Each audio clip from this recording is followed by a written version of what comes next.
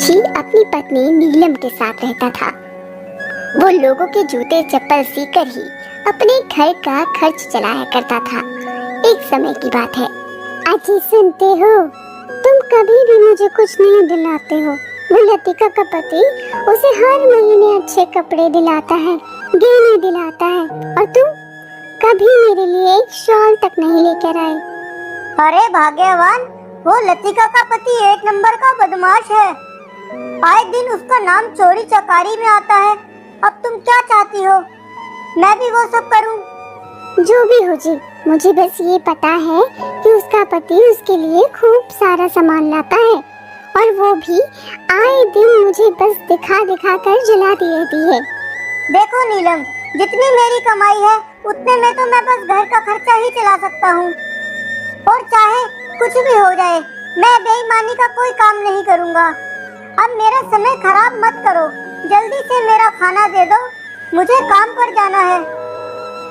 नीलम डब्बा बांधकर मुकेश को दे देती है, और मुकेश उसे लेकर काम पर आ जाता है और मन लगाकर लोगों के लिए जूते सीने लगता है।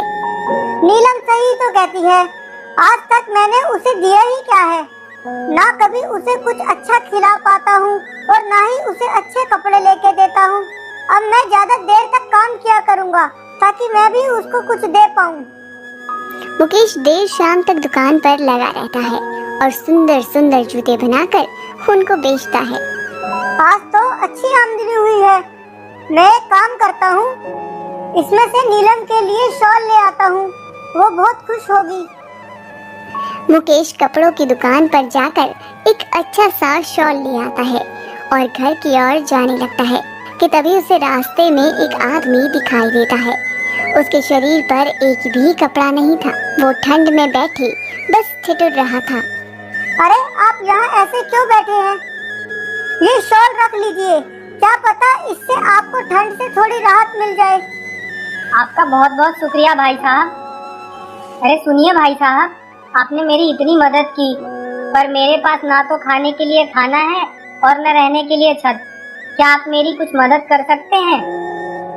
अरे भाई, मैं खुद एक मोची हूँ, बड़ी मुश्किल से अपना घर चलाता हूँ। मैं तुम्हारी क्या ही मदद कर सकता हूँ।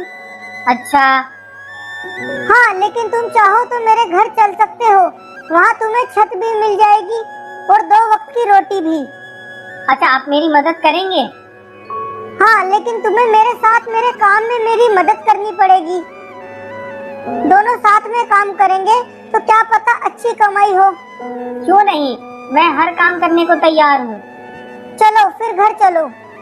तुमने अपना नाम नहीं बताया। दूत नाम है मेरा। और मेरा मुकेश। अरे ये किसे ले आया? ये दूत है। किसका दूत है, भगवान का या यमराज का? अरे मेरा नाम दूत है। हाँ, इसका नाम दूत है। ये मुझे रास्ते में बहुत ही बुरी हालत में मिला था। बेचारे के पास ना खाने को कुछ है और ना रहने को छत। ओ मेरे पति, तुम इतने दानवीर क्यों बन जाते हो? हमारे पास अपने खर्च के लिए तो पैसे हैं नहीं, और तुम पता नहीं कहां से सड़क से इसे उठा लाए। अरे नीलम, पर ये काम करेगा ना हमारे साथ तो अपना भी खर्चा निकाल ही लेगा। जो करना है करो, चलानी तो तुम्हें अपनी ही है। इतना कहकर नीलम वहां से चली जाती है और दूत उसकी पत्नी के गुस्से को देखकर जोर जोर से हंसने लगता है। अरे क्या हुआ तुम्हें? तुम क्यों खिलखिला रहे हो? कुछ नहीं भाई साहब, वक्त आने पर मैं आपको ये जरूर बताऊंगा। मुकेश दूत को खाना देता है और दोनों खाना खाकर सो जाते हैं, और अगली सुबह मुकेश दूत को मोची का सारा काम सिखाता है। इसकी सिलाई यहाँ से ऐसा होगा, ऐसे सिलाई करोगे तो जूता जल्दी नहीं फटेगा और ज्यादा दिन तक चलेगा। जी भाई साहब, मैं बनाकर देखता हूँ एक जूता। दूत बहुत समझदार था। वो मोची के काम को बड़ी ही तेजी से सीखकर जूते बनाने लग जाता है, और उसके बनाए जूते बहुत ही सुंदर और मजबूत थे। अरे दूत, ये जूता तो बहुत ही सुंदर है। 7 साल हो गए मुझे, लेकिन इतनी सफाई तो कभी मेरे हाथों में भी नहीं आई। मानना पड़ेगा तुम्हें। ये सब बस आप ही की वजह से हो पाया। आप मुझे घर न लाते तो मेरा पता नहीं क्या होता। कोई नहीं, अब मन लगाकर काम करो, हम दोनों इस दुकान को मिलकर बड़ा करेंगे। अब दूत मोची का सारा काम सीख चुका था और वो सुंदर सुंदर जूते सीने लगता है और मुकेश उन जूतों को बाजार में बेचकर उसकी अच्छी खासी रकम ले आता था, जिससे उसकी खूब अच्छी आमदनी होने लगी। ऐसा करते करते मुकेश की दुकान के जूते पूरे गांव में प्रसिद्ध हो गए और मुकेश देखते ही देखते खूब अमीर होता चला गया। अब हर कोई उसी की दुकान से जूते लेना चाहता था और एक दिन मुकेश की दुकान पर नगर के राजा के कुछ सैनिक आए। यहाँ मुकेश के जूतों की दुकान कहाँ है? मैं ही मुकेश हूँ, बताइए क्या काम है। राजा साहब ने तुम्हारे दुकान के बने जूतों की खूब तारीफ सुनी है और वो चाहते हैं कि उनके लिए यहीं से चाम के जूते सिए जाएं। अरे क्यों नहीं। ये लो चाम, ये बहुत ही कीमती चाम है जिसे हमारे राजा ने शहर से मंगवाया है, इसलिए इस चाम के जूते ही बनाना, चप्पल नहीं। जी बिल्कुल हजूर, इस चाम के मैं जूते ही बनवा दूंगा। और हाँ, हमें ये जूते कल दिन तक ही चाहिए। राजा साहब को कल शाम को शहर घूमने जाना है, तो वो इस चाम के बने जूते पहनकर ही शहर जाना चाहते हैं। ठीक है मालिक, कल शाम तक आपको इस चाम के जूते मिल जाएंगे। इतना कहकर सैनिक वहां से चले जाते हैं और मुकेश दूत से, दूत ये लो चाम, ये चाम नगर के राजा साहब ने भिजवाया है। वो कल शहर घूमने जा रहे हैं और वो चाहते हैं कि वो इसी चाम के जूते पहनकर शहर घूमने जाएं। तो कल दिन तक तुम इस चाम के जूते बना दो, और हाँ, जूता ही बनाना, चप्पल मत बना देना। ठीक है, जूता नहीं बनेगा, चप्पल बनानी है। अरे नहीं नहीं, इसका जूता बनाना है, चप्पल नहीं बनानी। थोड़ा समझदारी से काम करना, ये नगर के राजा के जूते हैं, थोड़ी भी चूक हुई तो हम दोनों मारे जाएंगे, समझे? समझ गया, कल दिन तक बना दूंगा मैं। मुकेश इतना कहकर बाजार में जूतों को बेचने के लिए चला जाता है और दूत राजा के लिए जूते सीने बैठ जाता है। अगले दिन, तुमने राजा के लिए जूते बना दिए? नहीं, मैंने उस चाम की चप्पल बनाई, ये देखो। हे भगवान, ये क्या किया तुमने?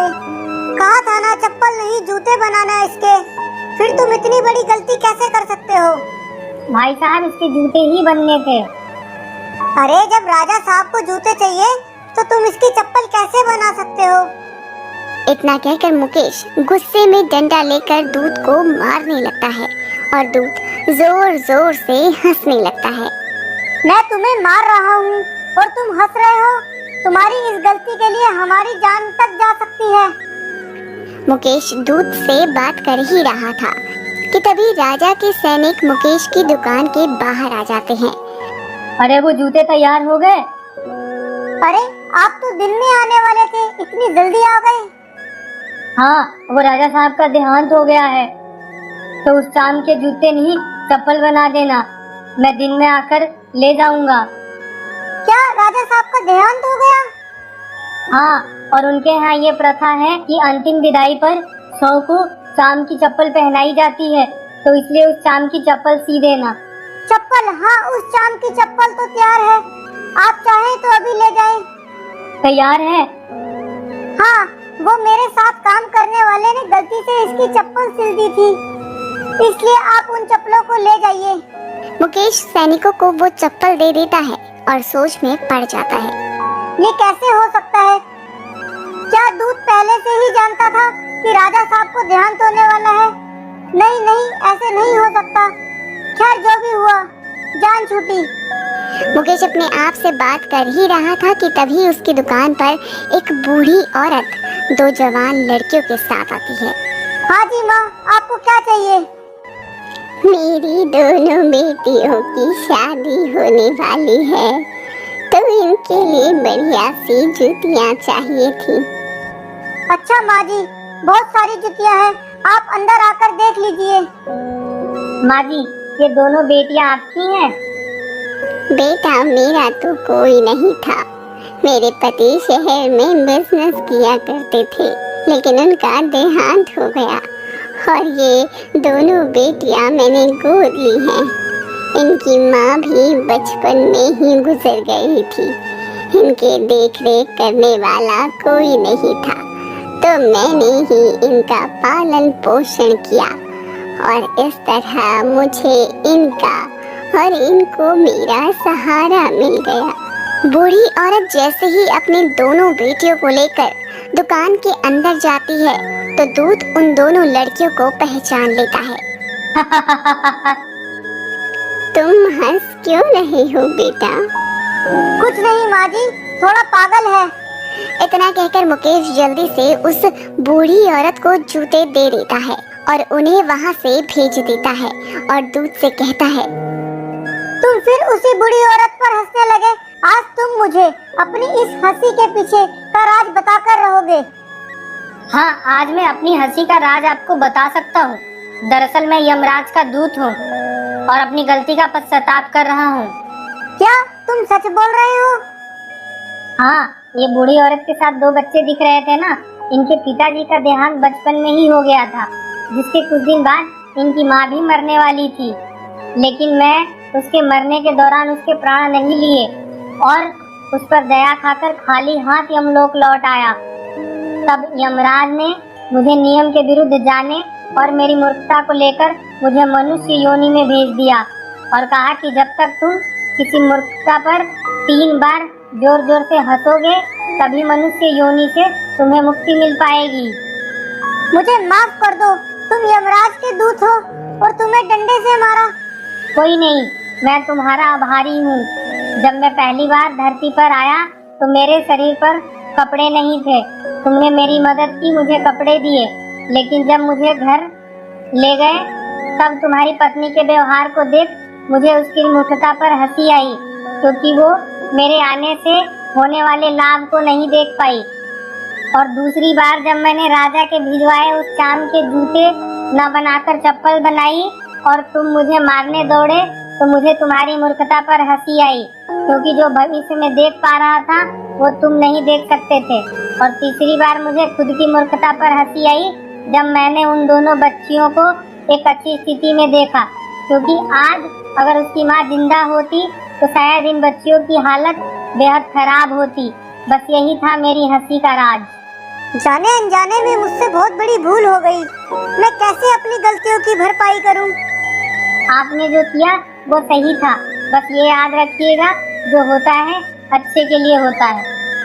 इतना कहकर दूत मनुष्य योनि से गायब होकर यमलोक में पहुंच जाता है